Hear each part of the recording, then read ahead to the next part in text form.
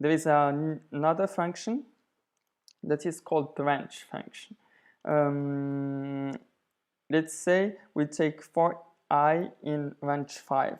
So what this is doing is it will go from 0 till for the, it will actually, in here you see that there are 5 elements. So range of 5 gives us 5 elements, and it will start at 0 and stop at this number -1.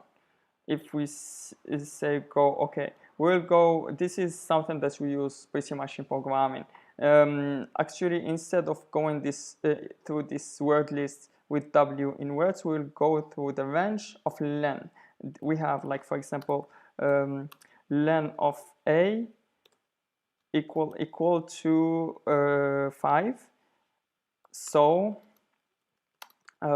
it will give us range of len of A, it's range 5, so it will go to range 5, and here it will print I, the I, so it's this I here from 0 to 4, and it will print A of I. So what is A of 0? For example, if you remember the concept of accessing the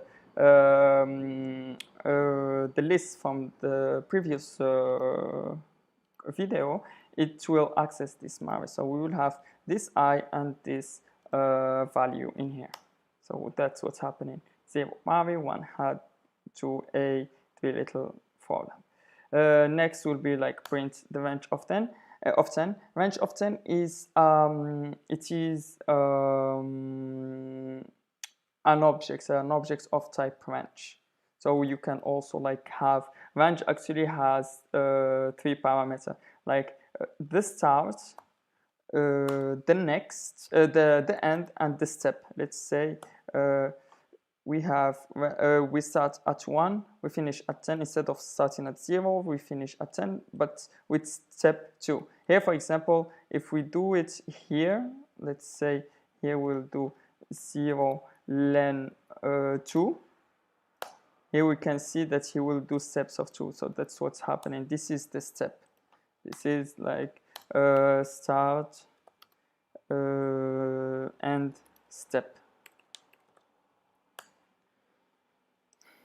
Sum of range, there is a function that is sum, so we can sum the range of 4. It's like 0 plus 2 plus 1 plus 2 plus 3, and it will give us 6.